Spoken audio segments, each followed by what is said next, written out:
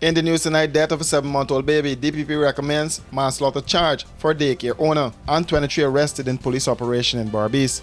Marijuana, ecstasy pills, local and foreign currency found. The owner of Little Learning Daycare at Ogle on the east coast of Demerara, where a 7-month-old baby died, is expected to face a charge of manslaughter before the end of the week. The child, Oriah Gravesandi, died as a result of hemorrhage and compression to the neck. That incident occurred 2 weeks ago, and a joint probe was launched by the Guyana Police Force and the Child Care and Protection Agency. Following the investigation, a file was prepared and sent to the Director of Public Prosecution for advice.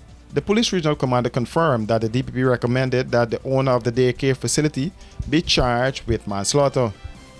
Up until the owner of the daycare is charged, she is expected to report to the police on a daily basis. The parents of the child said via phone they were informed that their baby was unresponsive. At the Georgetown Hospital, they received news that their baby was dead. The daycare was in operation for some 27 years and was not licensed by the authorities. Several persons who were detained by ranks of Regional Police Division 6 have been released from custody according to Commander Chief Pusod Bacchus. During a telephone interview, Commander Bacchus said 23 persons were detained during an intelligence-led operation on Sunday. During that operation, ranks found 54 ecstasy pills, 2.44 pounds of marijuana, and a large quantity of local and foreign currency. Commander Bacchus did not say how many of the 23 were released, but said up to this morning, several of those detained were released. He, however, said that files were prepared and sent for legal advice on several others who have remained in custody. He said that he would not comment on the possible charges those in custody are likely to face until they have received the advice. The police in its statement said during the search of a Rosal house where the ecstasy, marijuana and cash were found, 2 women were present.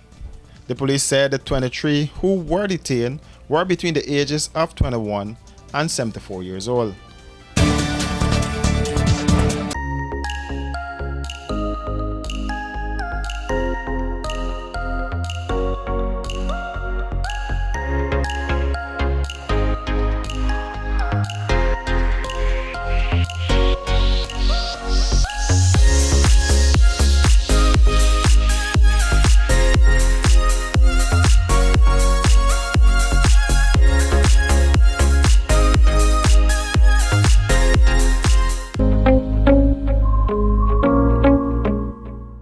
Guyana, ride into the future with the next generation eco-friendly Axiom installed elevators and escalators. Call us today on telephone number 619-0899 or 648-0934. Email us at axiomliftsgy@gmail.com for affordable elevators, escalators, moving walks, industrial lifts, home solutions, modernization, repair, and servicing. Axiom Elevator Services, technology for people on the move. Running late and can't wait to the gate? We got you. The Guyana Public Service Cooperative Credit Union Limited has introduced a fast and easier way to make payments to your accounts through the GT&T mobile money services. Here's how. Click on the MMG app. Under Services, select Pay Bills. When you are there, look for the Financial Institution option. Once that is done, select Guyana Public Service Cooperative Credit Union Limited to pay your loan or make payments to your savings. Payments to the credit union made easier. GPS CCU, the credit union you can bank on.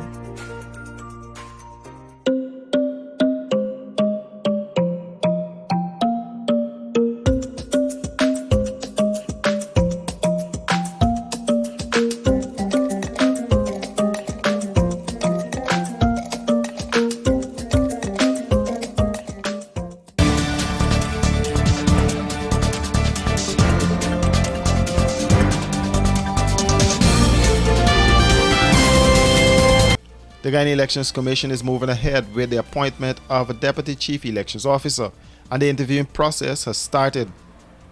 Already, there are objections in the APNU AFC opposition commissioner's camp over one of the applicants, Information Technology Manager Anil Giddens. Speaking with reporters on Monday, opposition-nominated Commissioner Desmond Trotman said not only is Giddens not qualified for the position, he removed a server from Region 4 without permission during the confusion at the 2020 elections at the Splashmans building. Giddens had no authority, none whatsoever. None whatsoever. It wasn't part of his list of duties to remove that server. So what if it had been left there and probably removed by someone? Security was put in place, but he defied the commission. He defied his functional superior, took it away, and then apologized subsequently. And he only apologized after Commissioner Ben instructed him to bring it back. Sometime after, I don't know how long, Ben instructed him to bring it back. That's when he bring it back, and then he apologized to her in a letter. What he was doing was a breach of the regulations. He knew it. He apologized in writing? He apologized in writing. If I can put my hand in the copy of the letter was apology, I'll give it to you. I had reminded the commission that previously, when his contract came up for renewal, I objected to it. I objected to it on the grounds that unless he was vindicated by an inquiry which will say that during the 2020 recount exercise, during the 2020 tabulation of the votes, his removal of the server from the computer wasn't one of criminal intent. And I said, as a result of that, I'm reiterating my position that unless there's vindication of view by a commission, by some expert or experts, I will not approve of you being promoted. Two things about him that we should also know: that he never had even when the vacancies were advertised in the first instance, he didn't have the qualifications. The commission met on the insistence of the PPP commissioners. They reduced the qualifications. So when that came up again for consideration, he didn't have the qualifications. But they're moving to put him in place because what they're doing, in my opinion, they're setting the groundwork for 2025. When the elections in 2025 will be manipulated the election result will be manipulated to the extent that the PPP will have the kind of majority that they want.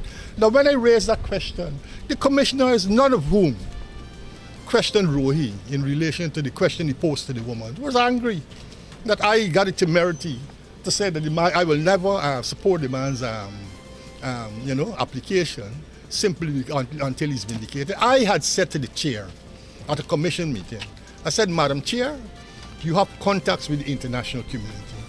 Get somebody from the international community to appoint an IT expert to examine what might have taken place and let them give a rule on the basis of that. I will, either go with the recommendation or continue with my thing. Trotman said 4 persons have been interviewed for the position, 3 males and 1 female. The female happens to be Melanie Marshall, who, he said, is head and shoulders above the other applicants. According to Trotman, the first 2 persons interviewed by the commission did not have the experience. Fordy stated that when the commission interviewed Marshall, PP-nominated Commissioner Clement Roy questioned her qualification and her ascension to various positions within GCOM. Trotman said he objected to this and told Roy that he was attempting to besmirch Marshall's character. With the commission equally divided, GCOM's chairman Claudette Singh will have the deciding vote on the appointment.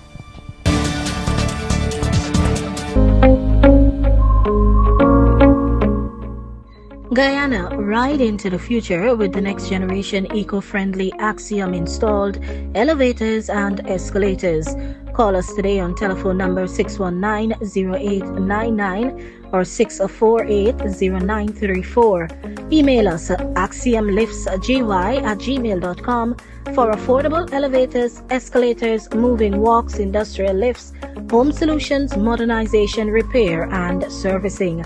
Axiom Elevator Services, technology for people on the move. Easter Sunday, Caesar Culture Creek on the highway when Team Extra and Fireside Girl Center Creek Bacana. Ladies, get ready to prove yourself in the VIP Sound Dance Off. VIP. First prize $30,000. Second prize $20,000. And DJ Magnum, Papa Feelin', Gully Red, Stephen High, DJ Damon, DJ Andre, Bobby Kush, Hot Skull, DJ Stefan, and Selector Diamonds gonna juggle all day. Drink any extra beverage and win $20,000 every hour from 2 p.m. Easter Sunday at the Caesar Culture. Admissions just $1,000. Powered by Fireside Grill and Valiant represent for extra energy.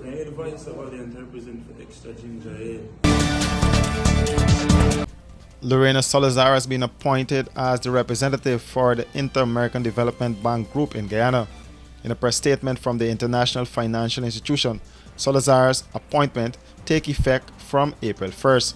The statement says she holds a master's degree in business administration and a degree in business engineering and has been leading the bank's country office in Guyana in an interim capacity since 2021, and she has served as Chief of Operations in the country since 2018.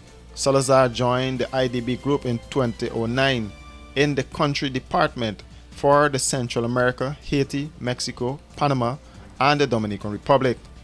The release said prior to her time in Guyana, she was an advisor to the country department's regional manager in areas related to portfolio management.